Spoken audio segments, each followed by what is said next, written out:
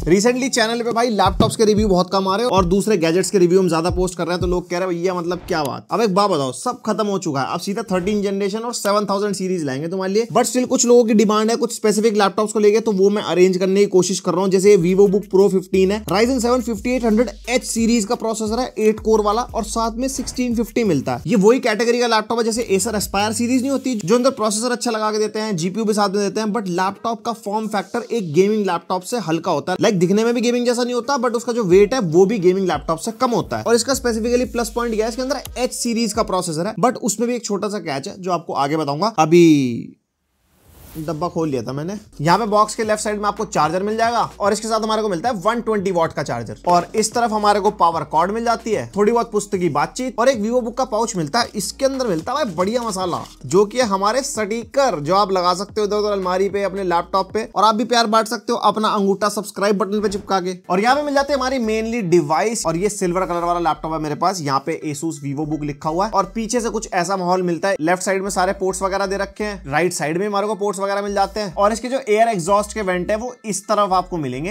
यानी कि हवा यहां से निकलेगी, बट डिस्प्ले पे ऐसे कोई दिक्कत आती नहीं है इससे। और ये laptop full on plastic build का है। यहाँ पे टॉप लिड फ्लेक्स हमारे को माइनर सा मिलता है, बिल्ड क्वालिटी अच्छी खासी सॉलिड है, और यहाँ पे कीबोर्ड फ्लेक्स भी हमारे को काफी थोड़ा थोड़ा सा मिल जाता है, और यहाँ पे स्क्रीन वॉबल हमारे को थोड़ा सा ज्यादा देखने को मिलता है। और इस लैपटॉप के हिंजेस भी ओके हैं, लाइक आपको दोनों हाथों से इसकी लिड ओपन करनी पड़ेगी, एक हाथ से नहीं खुलता। और इस लैपटॉप का वेट 1.8 kg है, जो एक गेमिंग लैपटॉप के कंपैरिजन में काफी कम है। ये लैपटॉप आता है powerful AMD Ryzen 7 5800H processor के साथ, 8 कोर 16 थ्रेड्स वाला प्रोसेसर है। Nvidia का GTX 1650 आपको इसके अंदर मिल जाएगा, 4GB का ग्राफिक कार्ड है, और ये 45 वॉट TGP वाला है, जो इसके अंदर कहीं मेंशन नहीं होती। हमें गेम टेस्ट से पता लगा था मैक्सिमम 45 वॉट तक ही जा रहा था। और इसके अंदर मिलती है 16GB RAM, DDR4 3200 megahertz clock speed वाली डुअल चैनल में, और ये ऑन बोर्ड रैम है, इसको आप अपग्रेड नहीं कर सकते, चिपका के दे दिया एकदम मस्त। और 16GB में काम चलाओ, और 16GB मेरे हिसाब से अभी 2023 में बिल्कुल मतलब इनफ है, चाहे वो सॉफ्टवेयर के मामले में हो, चाहे वो गेम्स के मामले में हो। और यहाँ पे जिस प्राइस पॉइंट पे आता है लाइक 66,000 के आसपास, उस प्राइस पॉइंट पे 16GB रैम ऐसी स्पेसिफिकेशन के साथ मिलना जो एक सही चीज है। इसके अंदर मिलती है 512GB की Gen 3 SSD, जिसकी रीड एंड राइट स्पीड आपके सामने है। Wi-Fi 6 एंड ब्लूटूथ वर्जन 5 मिलता है, मैं उम्मीद कर रहा था 5.1 5.2 मिल जाता, बाकी Wi-Fi 6 तक तो ठीक है। और MS Office home and student आपको लाइफ टाइम के लिए मिलता है, जो की सही चीज है। एक तरीके से kind of thin and light laptop है, तो स्टूडेंट्स वगैरह इसको प्रेफर करेंगे। साथ में ग्राफिक कार्ड मिल रहा है, so productivity and basic usage and आपका डॉक्यूमेंट्स वाला काम, सारों का मिक्स पैकेज बढ़िया से हो जाएगा। और तुम में से जो लोग देहरादून या उत्तराखंड से हो, वो ये वाला पार्ट देख सकते हो, बाकी लोग आप टाइम देख के आगे चले जाना, कोई दिक्कत नहीं है। और देहरादून उत्तराखंड वाले लोग अगर लैपटॉप परचेज करना चाह रहे हैं, तो आप विजिट कर सकते हो लैपटॉप स्टोर देहरादून, जो आपको कैपरी ट्रेड सेंटर मिल जाएगा। यहाँ पे सारी वैरायटी लैपटॉप्स की अवेलेबल है, थिन एंड लाइट हो, गेमिंग हो, कन्वर्टेबल हो, और तो और सारे पेमेंट मोड्स भी अवेलेबल हैं, जैसे कैश, क्रेडिट, EMI। तो अगर आप भी एक लैपटॉप प्लान कर रहे हो तो वहां विजिट कर सकते हो। जाने से पहले कॉल कर लेना, और बिल्कुल सही लैपटॉप स्टोर में विजिट करना, वहां पे हर कोई अपने आप को लैपटॉप स्टोरी बताता है, तो सावधान रहें और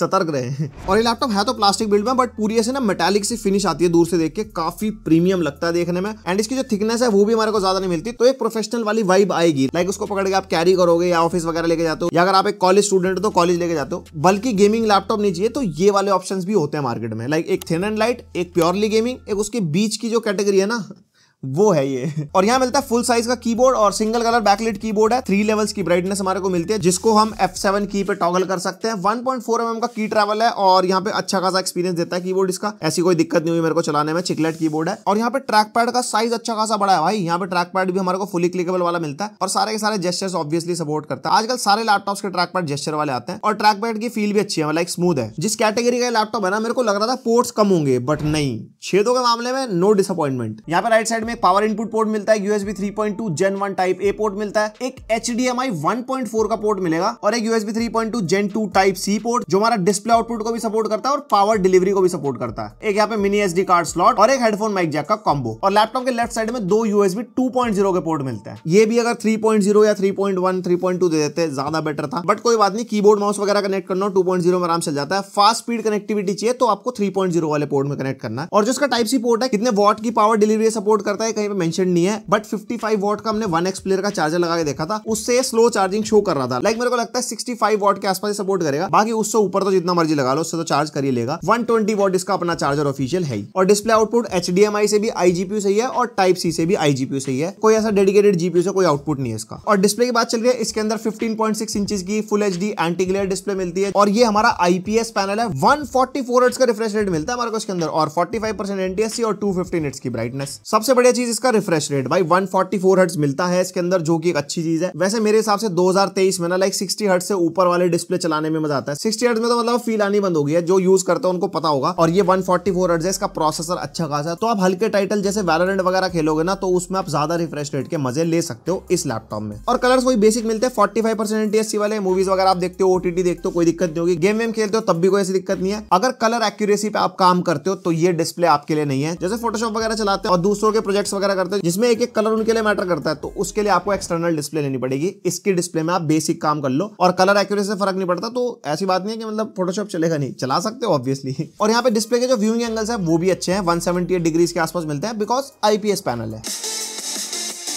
स्पीकर की वॉटेज कहीं मेंशन नहीं है, बट स्पीकर की आवाज काफी अच्छी है क्योंकि हरमन चाचा वाले स्पीकर है हमारे, I mean sound by Harman Kardon, तो स्पीकर की क्वालिटी अच्छी मिलती है, लाउडनेस अच्छी है, माइनर सा बेस भी है और क्लियर आवाज है। और डाउन फायरिंग यहाँ पे स्पीकर मिलते हैं, तो टेबल वगैरह पे रख के ज्यादा अच्छा एक्सपीरियंस मिलेगा। लैप पे रखोगे तो कहीं ना कहीं अटकी अटकी साउंड महसूस देगी। और ये इसका वेबकैम टेस्ट है और इसके माइक का टेस्ट है। डुअल एरे माइक्रोफोन आपको मिलेंगे ऊपर की तरफ, और ये वेल लिट कंडीशन है लाइक जहां पे मैं वीडियो शूट कर रहा हूँ। बट देखा जाए वेबकैम की क्वालिटी काफी सही लग रही है। आपको कैसी लग रही है आप तो बताओगे मेरे को कमेंट सेक्शन में, और लाइक शेयर सब्सक्राइब तो बनता है। और इसके अंदर हमारे को मैनुअल प्राइवेसी शटर मिलता है। अगर आप वेबकैम यूज नहीं कर रहे हो तो आप प्राइवेसी शटर से बंद कर सकते हो। आजकल हैकिंग वैकिंग का बहुत चक्कर चल रहा है, दिक्कत हो जाती है, शटर बंद कर दो। इसके अंदर मिलती है हमारे को 50 वॉट आवर की बैटरी, बट बैटरी बैकअप ठीक ठाक देगी थी बेसिक यूसेज पे। मतलब इसकी बैटरी ज्यादा उम्मीद मत करना। हमने स्क्रीन ब्राइटनेस 50% पे रखी थी और वो यूट्यूब वगैरह चला लिया, बेसिक टास्क वगैरह कर लिए, उसके अंदर 4 से 5 घंटे का बैकअप निकला। ये मैं बिल्कुल बेसिक वाला काम बता रहा हूँ, लाइक MS ऑफिस चला लिया आपने, ब्राउजिंग वगैरह कर लिया, यूट्यूब देख लिया। अगर आप थोड़ा सा भी हैवी टास्क करोगे तो इसका बैटरी बैकअप इतना अच्छा नहीं है। 50 वॉट आवर,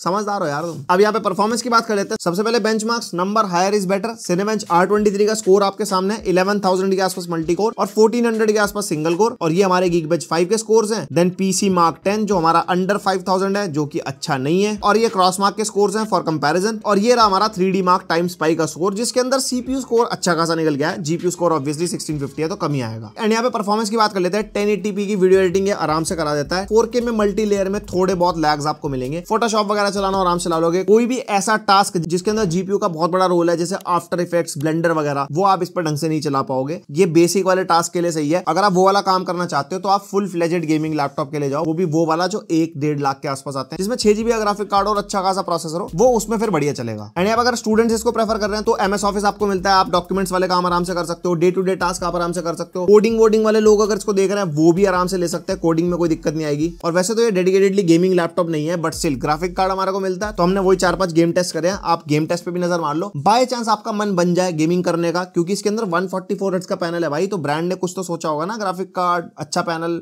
गेमिंग। तो गेम टेस्ट पे नजर मारो, फिर उसके बाद कंक्लूजन की बात करते हैं। और सवाल पक्का इंस्टाग्राम फॉलो नहीं करा तो कर लो ना। पहला गेम हमारी लिस्ट पे वैलोरेंट, क्योंकि पावरफुल CPU वाला लैपटॉप है तो इसको टेस्ट करना बनता है। और हाई सेटिंग्स रखी हमने सारी यहाँ पे। और यहाँ पे रूम टेम्परेचर आप देख सकते हो 16-17 डिग्री सिर्फ रूम टेम्परेचर है। उसके बावजूद भी हमारा जो CPU टेम्परेचर है ना वो 90 प्लस जा रहा है, 50 वॉट पावर ड्रॉ करने के बाद भी। तो थर्मल्स ना इन लैपटॉप्स के ना ओके ओके होते हैं, बिल्कुल मतलब कि डेडिकेटेडली गेमिंग लैपटॉप नहीं है। चेसी के हिसाब से ना टेम्परेचर ज्यादा ही जाएंगे। और परफॉर्मेंस वैसे आप देख लो, ओवरऑल यहाँ पे 16 GB रैम मिलते हैं, जिसकी वजह से परफॉर्मेंस बढ़िया मिल रही है गेमिंग के अंदर। 200 के आसपास FPS मिल रहा है। और बाकी GPU के टेम्परेचर ज्यादा नहीं जाएंगे, बिकॉज 1650 ज्यादा पावर ड्रॉ करता है नहीं, तो गर्म भी नहीं ज्यादा होता। फिर Forza Horizon 5 टेस्ट कर रहे हैं। यहाँ पे हम हाई सेटिंग्स पे टेस्ट करेंगे, क्योंकि 1650 के हिसाब से हाई सेटिंग्स भी मतलब ठीक ठाक ही है। और यहाँ पे हाई सेटिंग्स में भाई 50 प्लस FPS निकाल के दे गया। और यहाँ पे टेम्परेचर क्यों कम दिखा रहा है CPU का, क्योंकि हमारी वॉटेज ज्यादा ड्रॉ नहीं कर रहा, 30-35 वॉट के आसपास पावर ड्रॉ कर रहा है, तो टेम्परेचर डेफिनेटली कम रहेंगे। तो कभी भी आपको लगे ना आपका लैपटॉप ज्यादा गर्म हो रहा है, तो अंडर वोल्टिंग भी एक तरीका है जिसके थ्रू आप वॉटेज कम कर सकते हो और अपने लैपटॉप का टेम्परेचर मैनेज कर सकते हो। उसके बाद GTA 5 यहाँ पे हम टेस्ट कर रहे हैं, और सेटिंग्स वेरी हाई का मिक्सचर है। और यहाँ पे हमारे को 80-90 FPS के आसपास मिल रहा है। 1650 से इतनी उम्मीद कर सकते हैं वेरी हाई सेटिंग्स पे। बाकी सेटिंग्स आप थोड़ी कम कर लोगे तो 100 प्लस FPS आपको मिल जाएंगे। 144 हर्ट्ज के आप मजे ले सकते हो, लाइक स्मूथ गेमिंग। और बाकी CPU GPU के स्टैट्स आपके सामने, उस पर नजर मार लो। उसके बाद हमारे स्पाइडरमैन मुरली भैया यहाँ पे ऑब्वियसली टेस्ट कर रहे हैं 1080p पे, और ग्राफिक्स का प्रीसेट हमने रखा है हाई पे। और यहाँ पे हाई सेटिंग्स में स्पाइडरमैन में 40 FPS के आसपास मिल जाएंगे, बट किसी किसी सीन में ना 40 से नीचे भी जाता है, और काफी हैवी गेम है। तो यहाँ पे मैं कहूंगा 30-50 मिनिमम ही चाहिए इसके लिए अच्छा प्लेबल एक्सपीरियंस।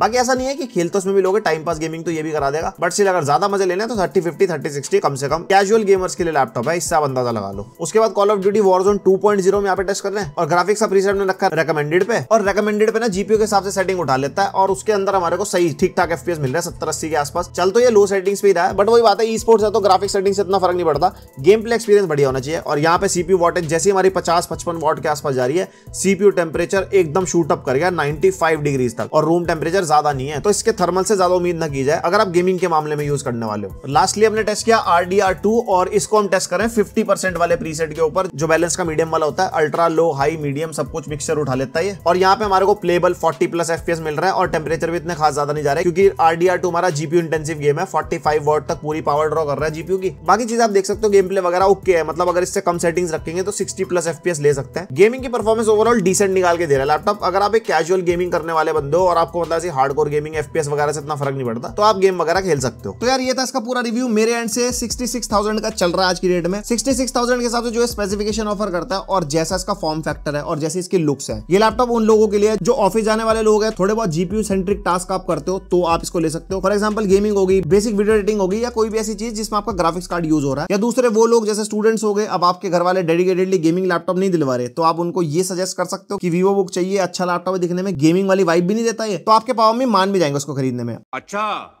और अगर तुम सोच रहे हो कि इस प्राइस पॉइंट में 66,000 में गेमिंग लैपटॉप ले ये ले, तो डेफिनेटली अगर आप गेमिंग लैपटॉप ले सकते हो, कोई मनाही नहीं है आपके घर में, तो आप गेमिंग लैपटॉप के लिए जाओ। उसके अंदर बेटर वॉटेज वाला जीपीयू मिल जाएगा इस प्राइस पॉइंट पे, ज्यादा बेटर परफॉर्मेंस मिल जाएगी, एंड यस अपग्रेडेबिलिटी के ऑप्शन भी मिलते हैं जो कि इसके अंदर लिमिटेड है। और अब तुम्हारे सवाल ले लेता हूं जो मेरे को इंस्टाग्राम से मिले थे कॉमन। इस लैपटॉप का एक और वेरिएंट है जिसके अंदर OLED डिस्प्ले आती है 60 हर्ट्ज वाली, और इस वाले के अंदर आपको 144 हर्ट्ज की डिस्प्ले मिलती है, बट उसके अंदर प्रोसेसर 4800H है, इसके अंदर 5800H है, एंड इवन जीपीयू का भी फर्क है, ये 1650 है, वो 1650 मैक्स क्यू है। तो यहाँ पे मैं ये कहूंगा कि अगर आपको डिस्प्ले का ज्यादा काम है और परफॉर्मेंस सेंट्रिक लैपटॉप नहीं चाहिए, तब आप वो वाला ले सकते हो, वरना ये वाला ज्यादा बेटर है, क्योंकि इसका सीपीयू बेटर है, इसका जीपीयू बेटर है, एंड इवन 144 हर्ट्ज वाली डिस्प्ले मिलती है, तो गेमर्स के लिए ज्यादा बेटर है ये वाला। बाकी अगर आपको आंखों को आनंद देना है मल्टीमीडिया के मामले में और डिस्प्ले कलर्स वाला अच्छे से है, तो OLED वाला बेटर रहेगा। और 1650 2022 में लेने लायक है या नहीं, तो अगर आप एक गेमर हो तब तो मैं कहूंगा नहीं, अगर आप एक कैजुअल गेमर हो तो कहूंगा ऑलमोस्ट हाँ, और अगर आपको गेमिंग नहीं करनी, पावरफुल सीपीयू चाहिए और जीपीयू का काम सिर्फ आपको प्रोडक्टिविटी टास्क के लिए चाहिए, फॉर एग्जांपल एडिटिंग में वीडियो एक्सपोर्ट करने के लिए होगा, और अगर ब्लेंडर चलाना है तो 1650 वैसे ही काम का नहीं है। तो यहाँ पे ये वो वाला लैपटॉप है जिसके अंदर आप सारे काम कर सकते हो, बट उतने अच्छे से नहीं, और कम बजट में आपको एक डेडिकेटेड जीपीयू वाला लैपटॉप मिल जाता है। जैसे एस्पायर नहीं है हमारा, एस्पायर का भी सीपीयू पावरफुल नहीं है, जीपीयू पावरफुल नहीं है, बट वो पतला लैपटॉप है, बाकी नॉर्मल काम करवाता है। जो लोग थिन एंड लाइट की तरफ नहीं जाना चाहते क्योंकि वो बिल्कुल ही परफॉर्मेंस नहीं देते, और जो लोग गेमिंग की तरफ नहीं जाना चाहते क्योंकि वो बहुत मोटे हो जाते हैं, वो लोग फिर ऐसे लैपटॉप्स के लिए जाते हैं। और एस्पायर की बात चल रही है, एस्पायर 5 एंड एस्पायर 7 जो हमने रिव्यू करे थे ना 1650 2050 वाले i5 12 जनरेशन के साथ, वो बेटर है या ये, तो मैं कहूंगा भाई यही बेटर है, क्योंकि एस्पायर का सीपीयू i5 1240p 5800H से कम परफॉर्म करता है, एंड इवन इसके अंदर आपको डिस्प्ले भी ज्यादा बेटर मिलती है, लाइक ज्यादा रिफ्रेश रेट वाली मिलती है, और बैटरी बैकअप दोनों का सेम है। बस एक बेनिफिट मिलेगा आपको एस्पायर में, वो है थंडरबोल्ट 4 पोर्ट का। अब वो आपके रियल लाइफ में कितना काम आने वाला है वो चॉइस आपकी है, और ये चीज एस्पायर 5 और एस्पायर 7 दोनों के लिए है। स्ट्रीमिंग आप इस पे कर सकते हो, मैं कहूंगा नहीं, क्योंकि स्ट्रीमिंग के लिए ज्यादा अच्छे थर्मल्स चाहिए, थर्मल्स इन लैपटॉप्स के इतने अच्छे नहीं होते, और स्ट्रीमिंग के लिए आपको सीपीयू के साथ साथ जीपीयू भी बेटर चाहिए, क्योंकि गेमिंग भी करनी है ना। सिंगल लैपटॉप स्ट्रीमिंग की अगर बात करूं तो स्ट्रीमिंग के लिए नहीं है ये। और लास्ट सवाल हमारा कि ये लैपटॉप गेमिंग है या फिर ये लैपटॉप क्रिएटर वाला है, या फिर क्या है ये लैपटॉप। भाई अगर आप इसको प्रॉपर गेमिंग लैपटॉप से कंपेयर करोगे, प्रॉपर मतलब tough, pavilion, idea pad gaming और नाइट्रो वगैरह अगर हो गया, तो वो सारे बेटर है, बट वो सारे वेट में भी हैवी हैं और मोटे भी हैं, और थर्मल्स ऑब्वियसली उनके बेटर हैं, और परफॉर्मेंस भी उनके अंदर ज्यादा मिलती है as compared to these laptops. तो उसको गेमिंग लैपटॉप की तरह जज मत करो। ये मैं ऑलरेडी बता चुका हूं कि उनके लिए जो स्टूडेंट्स हो गए या प्रोफेशनल्स हो गए जिनको गेमिंग लैपटॉप नहीं चाहिए, थोड़ा थिन लैपटॉप चाहिए बट परफॉर्मेंस सही दे दे, उस टाइप की ऑडियंस को टारगेट करता है। तो बस यही था आज की वीडियो में। पसंद आई वीडियो तो लाइक मार दो, और कोई सजेशन, कोई क्वेरी या फीडबैक वो बता देना कॉमेंट सेक्शन में। एंड पहली बार आए हो क्या, सब्सक्राइब करके जाना, देखो एक गलत बात है। मिलते हैं नेक्स्ट वीडियो, अब तक के लिए बाय।